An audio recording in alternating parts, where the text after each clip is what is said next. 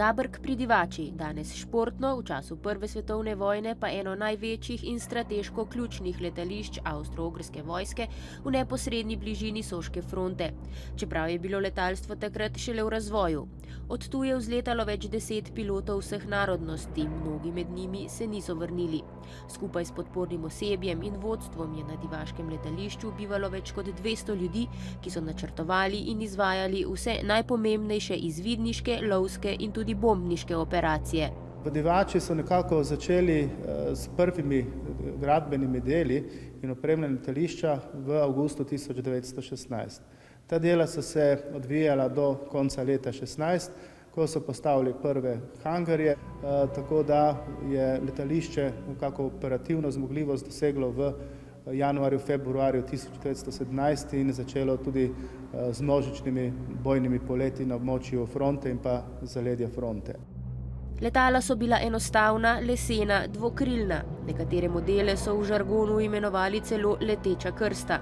Tudi zato so piloti v vojski uživali poseben status. Njihova življenjska doba je bila kratka in tvegana. Domačini po pripovedih in to so predvsem otroci radi zahajali na ta področja in se družili s tem letalskim osebjem, s piloti, kajti dobili so kakšne priboljške in to. Tudi kakšen od pilotov ali pa osebja letalskega je rad zašel v vas, pa kakšni teklini dvoril, pa kakšno liter vina kupil ali pa kakšne dobrote, da si je nekako polepšal svoj jedilnik ali pa polepšal dan. Mejnik v razvoju avstro-ogrskega letalstva je bil napad italijanskih bombniških letal na Ljubljano februarja 1916. To je odprlo nov način zračnega bojevanja tudi na Soški fronti. 101. letalska bombniška stotnija, ki se je nahajala tukaj v Divači, je začela potem delovati tudi na področju samega severnega področja Italije.